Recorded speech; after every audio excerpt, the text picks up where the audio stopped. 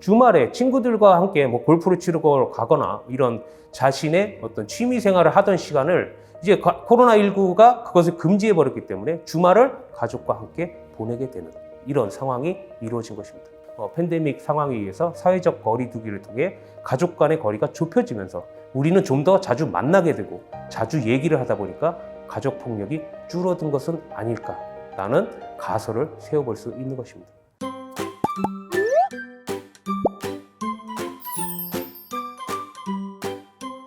안녕하십니까. 경희대학교 HK플러스 통합의료인문학연구단의 연구교수 조태구라고 합니다. 오늘은 코로나19와 가정폭력, 사랑을 위한 적절한 거리라는 제목으로 여러분들한테 어떤 이야기를 들려드리려고 하고 있습니다. 코로나19 팬데믹이 2020년 3월 달에 처음 팬데믹 선언이 이루어진 이후로 3년이라는 시간이 굉장히 흘렀는데요. 3년 동안 코로나19와 관련된 모두가 많은 괴로움을 겪었을 것이라고 알고 있습니다. 많이 겪었고 그 괴로움 속에서 어떤 진지한 어두운 얘기만 좀 많이 들으셨을 것인데요. 오늘은 저는 그래도 조금 더 밝고 희망적인 얘기를 들려드리고 싶습니다. 먼저 제가 지난 2020년 추석에 거의 동시에 저한테 전달된 문자 메시지 2개를 좀 소개시켜 드릴 건데요. 첫 번째는 이제 거리는 멀지만 마음은 더 가까운 한가위 보내시길 바랍니다 라고 인천 장애인 연합회에서 보낸 단체 문자고요. 두 번째는 이번 추석 황금 연휴 5일인데 집에서 쉬니까 참으로 좋네요. 크크 이라고 저한테 어떤 후배가, 혼자 살고 있는 후배죠. 나이가 좀 됐는데 아직까지 결혼 안 하고 혼자 살고 있는 후배가 저한테 남긴 메시지입니다. 이 메시지를 맨 처음에 제가 받고 사회적 거리 두기라고 말하는 이런 방역 조치가 모든 사람들한테 동일하게 다가오는 것은 아니겠구나라는 생각을 좀 해봤습니다. 여기선 두 가지. 첫 번째는 이제 가족과 멀어진, 가족을 만나러 가지 못하니까 거기에 대해서 좀 아쉬움이 담겨 있다면, 두 번째는 오히려 가족을 만나지 않아서 굉장히 좀 편하다, 이런 느낌이죠. 근데 일반적으로 코로나 시대의 방역 조치는 가족 간의 거리를 좁혀놨습니다. 그러니까 사회적 거리두기라는 명목으로 사회에서 사람들 간의 거리가 멀어지는 만큼 거기에 비례해서 가족 간의 거리는 가까워졌죠. 근데 이 가까워진 거리에 대해서 사람들은 크게 주목하지 않았습니다. 사회적 거리두기를 통해 공동체가 무너지고 이런 거대 담론에 대해서는 많이 논의를 했지만, 상대적으로 사회적 거리가 멀어지는 만큼 가까워지는 가족 간의 거리에 어떤 문제가 발생되는지에 대해서는 크게 많이 주목하지 않았습니다. 하지만 이 코로나 시대에 가족이라고 하는 사람들의 관계는 마스크를 벗고 맨 얼굴을 마주할 수 있는 굉장히 독특한 어떤 구성, 사람들 간의 관계임에도 불구하고 그 마스크 벗었을 때 그 마스크를 벗은 모습이 항상 좋은 모습은 아니라는 거죠. 어떤 사람들에게는 그 마스크 벗은 모습이 악마의 모습일 수도 있습니다. 사회적 거리를 통해 사람들의 거리가 멀어짐으로써 거기에 비례해서 가까워진 가족 간의 거리가 어떤 폭력의 양상으로 나타나는 가정폭력의 문제를 야기하는 하나의 원인으로 작용하기도 했습니다. 실제로 UN 여성기구가 발표한 이 보고서를 보면 전 세계 모든 국가에서 프랑스, 싱가포르, 그리고 캐나다, 미국, 영국, 독일 할 것 없이 세계 거의 모든 나라에서 가정폭력이 급증했다라는 것을 보고하고 있습니다. 우리와 가까운 중국의 경우도 마찬가지고요. 일본 같은 경우도 지난해 발표한 조사에 의하면 가정폭력 관련된 신고가 역대 최고치를 기록한 것으로 알려져 있습니다. 프랑스의 경우를 좀 살펴보면, 프랑스에서는 특히 가정폭력 중에서도 배우자 폭력 문제가 굉장히 사회적 이슈로 불거졌었는데요. 이 도표를 보시면 3월 17일 날 최초의 꽁피누망 봉쇄 조치를 취한 이후 3월에 비해서 3배 가까이 여성폭력 신고 전화가 늘었다는 것을 보여주고 있습니다. 좀 흥미로운 것은 이 보고서를 작성한 무아롱 보로라는 사람이 이런 말을 합니다. 보건위기와 그로 인한 격리 조치는 방아쇠 조치를 가졌던 것이 아니라 차라리 폭로자였다, 이런 얘기죠. 그러니까 코로나19로 인해서 격리 조치를 취하고 모든 사람들이 밖에 나돌아다니지 못하고 집에 머물면서 이러한 집에 머물게 되는 이런 상황이 가정폭력을 일으킨 게 아니라 다만 폭로자였다는 얘기죠. 그러니까 기존의 가정폭력은 존재하고 있었고, 다만 그 이전에는 참고 살아가던 사람들이 이걸 마침내 밖으로 폭로하기 시작했다는 거죠. 그리고 이 폭로하게 된 이유에 대해서 무아랑보로는 이렇게 얘기하고 있습니다. 그녀들은 일하러 가고 친구들을 볼 수 있었어요. 격리 기간 동안에는 이 모든 것들 중에 아무것도 없었죠. 그러니까 그 사람들한테는 이 가정폭력을 당한 여성들한테는 사회, 직장이 오히려 편안하게 머물 수 있는 장소였던 것이죠. 그러니까 만약에 우리가 가정이라는 것을 편안하게 머물고 쉴 수 있는 공간이라고 얘기를 한다면 이 가정폭력을 당한 이 그녀들에게는 가정은 오히려 직장이고 사회였던 것이죠. 그들이 일을 끝나고 돌아가야 하는 그 가정은 사실 이름만 가정일 뿐이고 실질적인 가정의 역할을 전혀 하지 못했다고 말할 수 있습니다. 전 세계적으로 이렇게 폭증하는 가정폭력의 우려 때문에 한국에서도 어떤 조사가 이루어졌는데요. 이런 상황이 어떤 그 코로나19로 인해서 가까워지는 가족 간의 거리가 어떤 문제로 작용할 수 있다는 것을 처음으로 인지하고 조사 결과 조사에서 발표한 것은 경찰청이었습니다. 경찰청이 2020년 4월 4일 날 처음 조사 결과를 발표하는데요. 그 조사 결과는 굉장히 좀 놀라운 것이었습니다. 전 세계적으로 모든 나라들이 거의 대부분의 제가 알고 있는 모든 나라들이 가정폭력이 증가했다라는 것을 보여주는 반면에 한국이라는 나라에서는 적어도 경찰청 통계 조사에 의하면 4.9%나 가정폭력이 감소된 것으로 나타났습니다. 이거는 1년 이제 1월부터 4월까지의 조사일 뿐인데요. 이 기간을 조금 넓혀서 2020년 전체를 봤을 때 그 감소폭은 훨씬 더 늘어납니다. 여기 뭐 잘 보이시는지 모르겠습니다만 가정폭력이 한 18,000건, 그러니까 한 8% 정도 감소한 것으로 나타나 있습니다. 이렇게 가정폭력이 줄어들었다는 것을 보여주는 수치는 꼭 경찰청 통계만은 아닙니다. 여기서 한국 여성 긴급전화 1366의 그 내부 자료를 보면 4월과 5월에 전년도에 비해서 큰 폭으로 상담 건수가 줄었다는 것을 볼 수 있습니다. 이게 굉장히 너무나 예외적인 상황이기 때문에 이 경찰청 조사 결과가 발표되었을 때 이 조사 결과에 대한 비판이 제기되었습니다. 크게 두 가지 부류로 얘기할 수 있는데요. 하나는 한국의 가정폭력 신고율과 현실과의 괴리입니다. 그러니까 한국에서는 이따 여러분들이 통계를 통해서 다시 확인할 수 있겠습니다만 한국에서는 가정폭력 신고율이 워낙에 낮기 때문에 이 수치가 경찰청의 수치가 대표성을 가지지 못한다. 그래서 실제로 경찰청 이 통계가 줄었다는 것을 보여준다고 할지라도 실제로 줄어든 것이 아니다라고 주장하는 쪽이 있고요. 두 번째는 코로나19 상황에서 가해자가 처한 특수한 상황을 얘기하고 있습니다. 그러니까 가정폭력이라는 것이 가해자와 그 피해자가 굉장히 밀접한 사이에 있기 때문에 이게 코로나19 상황에 의해서 어떤 격리 조치가 취해지거나 사회적 거리두기를 통해서 가족 간의 거리가 가까워지면 피해자가 가해자와 너무 가까운 거리에 있기 때문에 신고를 할 수 없는 상황에 처하게 된다는 얘기예요. 그러니까 만약에 이 두 번째 주장이 정말 사실을 반영하고 있는 것이라면 이 경찰청이 조사해서 발표한 가정폭력이 줄었다는 조사 결과는 오히려 굉장히 지금 가정폭력 피해자가 심각한 상황에 처해 있다. 예전보다 더 위급한 상황에 처해 있다라는 것을 보여주는 사례라고 할 수 있겠습니다. 근데 이 코로나19 상황에 가해자가 처한 특수한 상황 때문에 이 수치가 줄었다라는 것은 한마디로 얘기하면 그 피해가 은폐되고 있다라는 것을 주장하고 있는 것인데요. 이 은폐되고 있는 것을 직접적인 어떤 사례를 통해서 증명해내기는 굉장히 어렵습니다. 가려진 것이니까 보이지 않기 때문에 어떤 객관적으로 확인해서 증명할 방법이 없기 때문입니다. 그래서 이 두 번째 주장을 하시는 분들은 대부분 외국의 사례를 얘기합니다. 이탈리아나 아니면 프랑스 북부에, 특히 프랑스 전체가 아니라 이제 프랑스 북부의 사례를 얘기하거나 아니면 다른 단체의 어떤 통계 자료, 경찰청 말고 다른 통계 자료를 얘기하고 주로 언급되는 게 성남시의 사례입니다. 이 외국의 사례 같은 경우는 이탈리아와 프랑스 북부에서 실제로 가정폭력이 증가했지만 신고가 이루어지지 않고 있다라는 CNN의 뉴스 기사에 기반을 하고 있습니다. 이 CNN 뉴스 기사를 그대로 이탈리아와 프랑스 북부의 사례를 한국의 경우에 그대로 적용하는 것은 일단 한국이 이탈리아나 프랑스와 같이 어떤 전면적인 이런 봉쇄 조치를 취하지 않았다는 점에서 잘 어울리지 않기도 하지만 기사 그 자체가 조금 신뢰가 가지 않는 그런 측면도 있습니다. CNN 보고에 따르면 이탈리아 같은 경우 이탈리아의 텔레포노 로사라는 이제 여성 가정폭력 상담 전화가 55% 신고가 줄었다라고 나와 있는데요. 실제로 이탈리아 통계청의 수치를 살펴보면 저 맨 오른쪽에 위에 있는 73%라는 숫자가 보이는데요. 실제로 이탈리아 통계청 조사 결과에 의하면 텔레포네 로사의 1522에 접수된 가정폭력 신고는 73%나 급증했습니다. 피해자도 59% 늘었고요.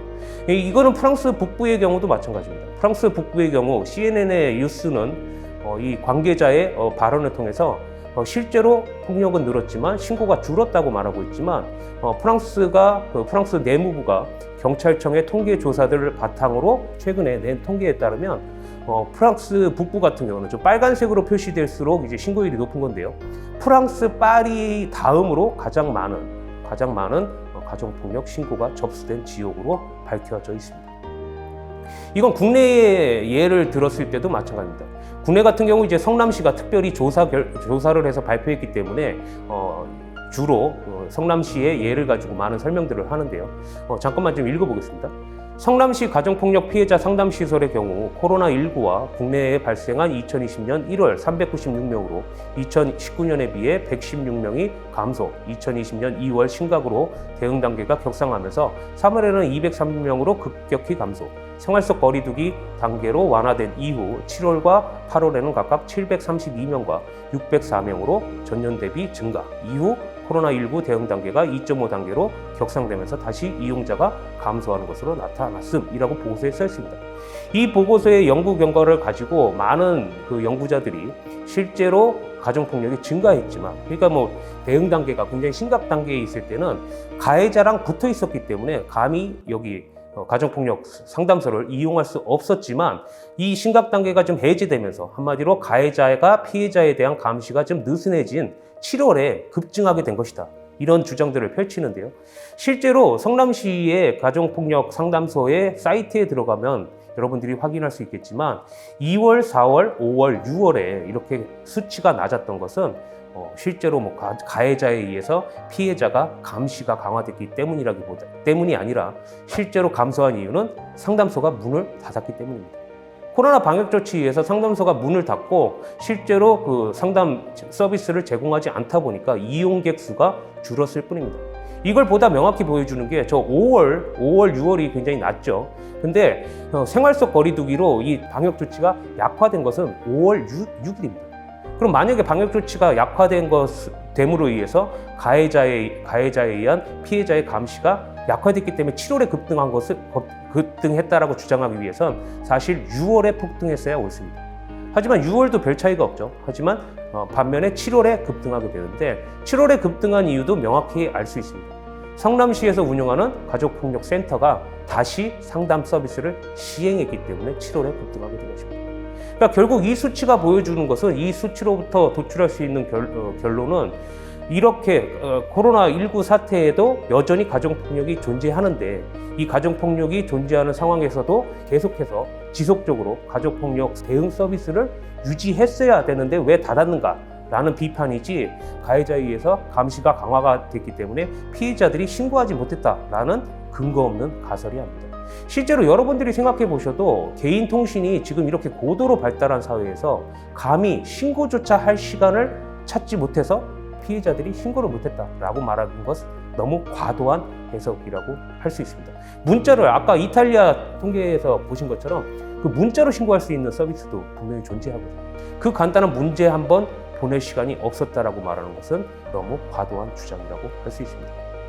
그러면 이제 다른 주장, 이 첫 번째 살펴본 어떤 가해자의 코로나19 상황에서 신고를 할 수 없는 특별한 상황이 있기 때문에 경찰청 통계조사가 줄었다라는 그런 주장은 이제 받아들일 수 없는 주장이라고 할 수 있고요.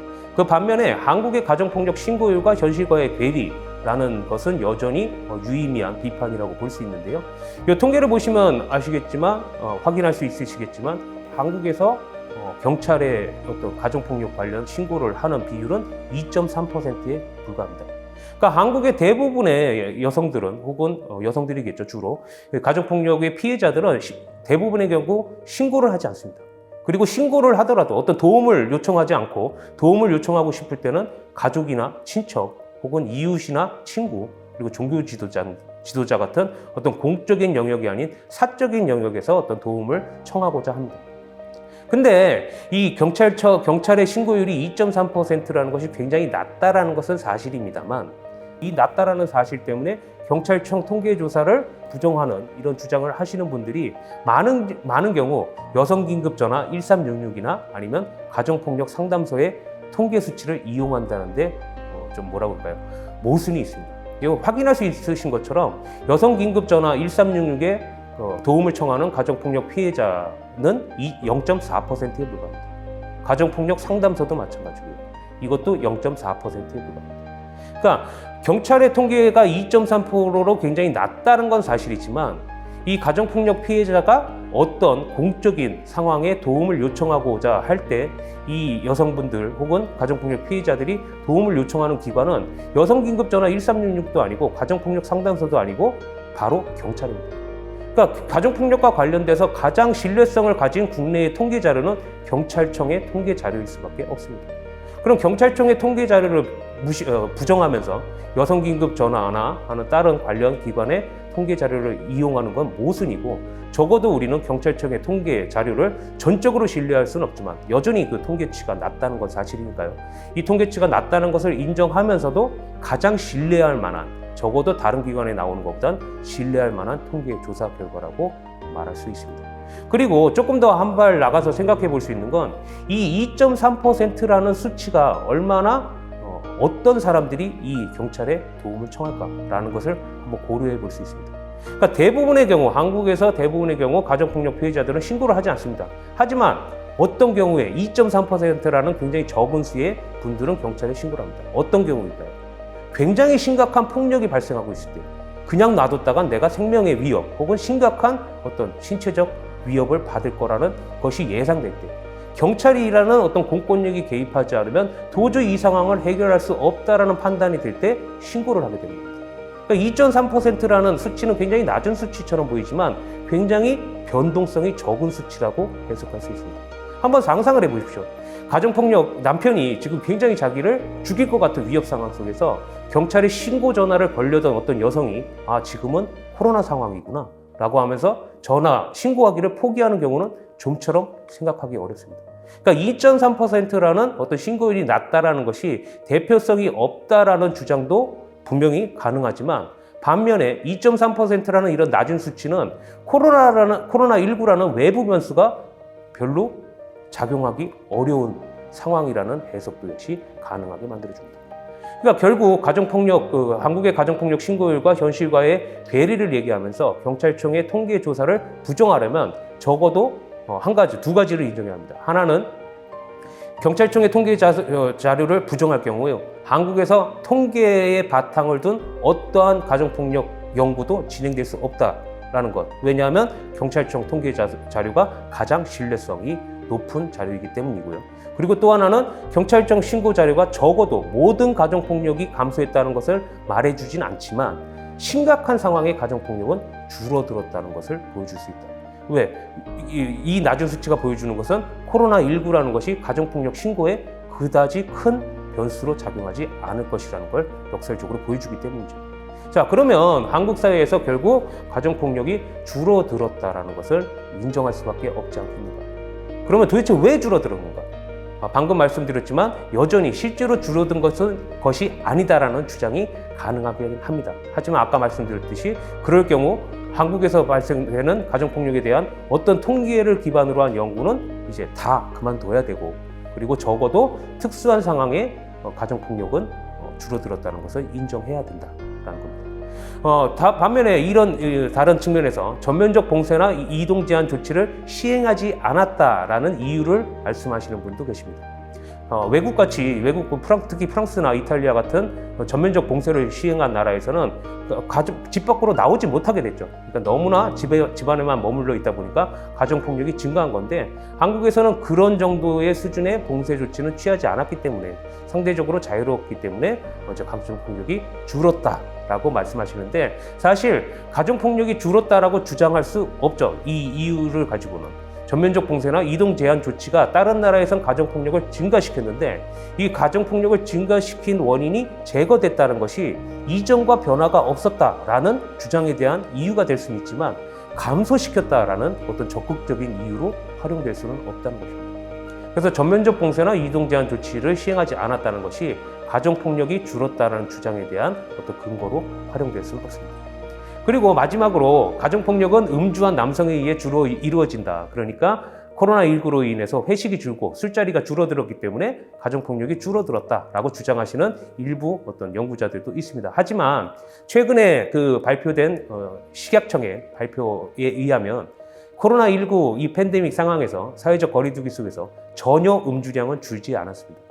혼술을 하거나 집에서 먹고 이렇게 해서 어떤 주종에 따라서는 오히려 판매량이 급증한 주종도 있는 상황입니다.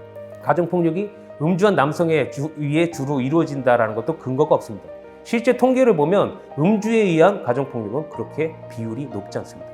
그러니까 술을 먹는 사람이 줄은 것도 아니고 그리고 술이 가정폭력의 주 원인도 아니었습니다. 하지만 이 마지막 주장에서 우리가 생각해 볼 지점을 제공해 주는 것도 사실입니다. 술을 마시는 양이 줄지는 않았지만 술을 마시는 장소는 변경됐습니다. 예전엔 밖에서 친구들과 마셨다면 이젠 집에서 가족들이 있는 곳에서 마시게 되는 것이죠. 10시 혹은 그 이전에 사회적 활동이 제한됨으로써 일찍 함께 모이게 된 가족들끼리 서로 자주 만나게 되는 상황이 벌어진 거죠. 이 음주라는 것은 하나의 그 예에 불과하고 학원 같은 경우도 생각해 볼 수 있죠. 학원 같은 경우도 문을 닫으니까 밤늦게 학원에 가 있던 자녀들이 집에 일찍 돌아오게 됩니다. 주말에 친구들과 함께 골프를 치러 가거나 이런 자신의 어떤 취미 생활을 하던 시간을 이제 코로나19가 그것을 금지해 버렸기 때문에 주말을 가족과 함께 보내게 되는 이런 상황이 이루어진 것입니다. 그래서 가정폭력은 음주에 의한 남성에 의해 주로 이루어진다라는 주장이 그 자체로는 별로 의미가 없습니다만 그것이 이면에 담고 있는 모습, 가정 안에 생활하는 시간이 길어졌다는 것이 하나의 원인일 수 있지 않을까.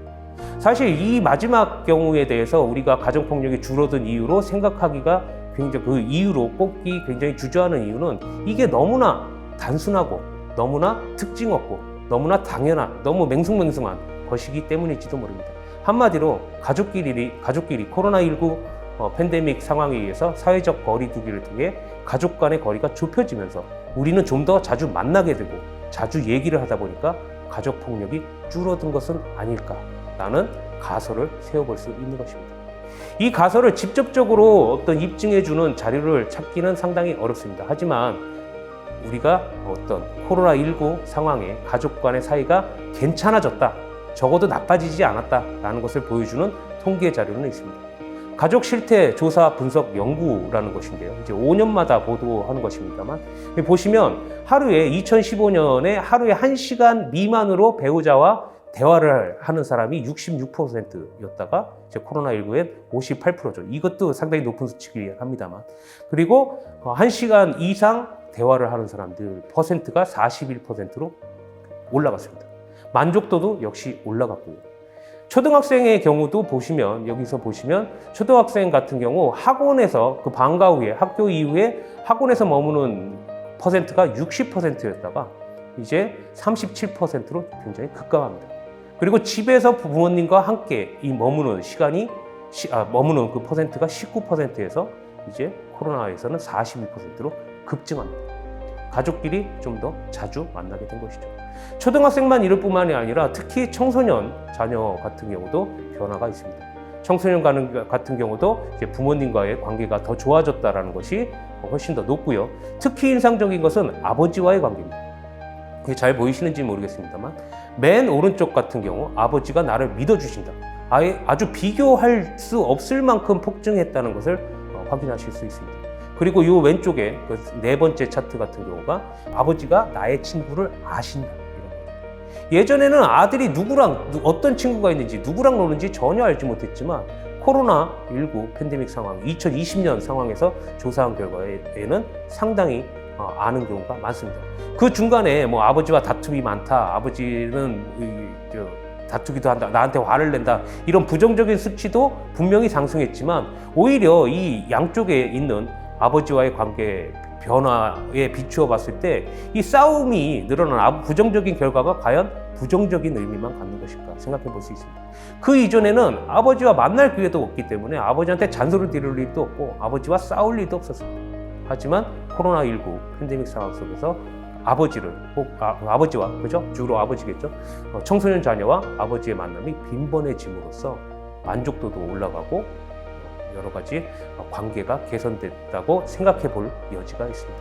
전체적으로 보면 모든 것이 다 괜찮아졌다는 것을 볼 수 있습니다. 부부간의 관계 만족도도 올라갔고요. 그리고 특히 청소년 자녀와의 관계가 아예 비약적으로 좀 변화된 것을 확인할 수 있습니다. 그럼 결국에 이런 통계들을 통해서 우리가 확인할 수 있는 것은 어떤 것일까? 이런 거죠. 우리는 그동안 너무 멀리 떨어져 살았던 것은 아닐까?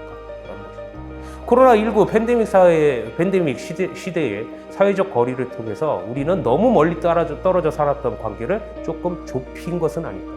그리고 이것이 가족 간의 어떤 이상적인 거리, 서로 사랑할 수 있게 되는, 가정폭력을 줄일 수 있는, 사랑하니까 뭐 싸울 일도 없겠죠. 그래서 우연히 가족 간의 어떤 이상적인 거리나 균형점을 발견해 준 것이 아닐까. 그러면 코로나19가 폭로하는 것이 있습니다. 아까 도입부에 제가 프랑스의 무아랑 무로가 얘기했던 것을 말씀드렸죠. 실제적으로 그녀들한테 가정은 사회였다. 이런 것. 그래서 실제적으로 그 프랑스의 그 가정폭력을 당하는 여성들에게 가정이라는 것은 정말 마음 편히 머물 수 있는 공간이 아니라 오히려 실제적인 가족은 그 사회 회사였다. 일하는 장소였다. 이런 것을 폭로했다면 거꾸로 한국 같은 경우 가정폭력 수치를 줄여버림으로써 그동안 우리가 가족이라고 말했던 것이 허울뿐이더라. 잠만 같이 사는 사람들의 관계는 아니었을까. 이런 것을 얘기해 준다는 것입니다. 만약에 이런 것을 폭로하고 우리한테 어떤 가족 간의 이상적인, 사랑할 수 있는 이상적인 거리를 찾게 만들어준 것이 코로나19라면 코로나19는 어쩜 선물이라고 말할 수 있을지도 모르겠습니다. 코로나19는 분명히 재앙이지만 이것은 우리한테 어떻게 하면 우리가 사랑하고 서로 사랑할 수 있는 적절한 거리를 가져야 하는가를 알려준 하나의 선물일 수도 있겠다라고 말씀드릴 수 있겠습니다. 자, 그러면 코로나19가 이제 거의 종식되고 있는데 우리한테 주어진 과제는 지금 코로나19가 우리한테 알려준 이 적절한 사랑을 할 수 있는 거리, 그리고 행복할 수 있는 거리, 정신적 건강을 유지할 수 있는 이 거리를 앞으로도 어떻게 훼손시키지 않고 계속 유지해 나갈 수 있을 것인가. 이러한 고민을 해야 될 어떤 기회를 마련해 줬다고 생각할 수 있겠습니다. 예, 오늘은 종로구 정신건강복지센터에서 좋은 기회를 마련해 주셔서 코로나19와 가정폭력에 대해서 말씀을 드렸습니다. 다음번에는 더 좋고 흥미로운 주제로 다시 찾아뵙도록 하겠습니다. 감사합니다.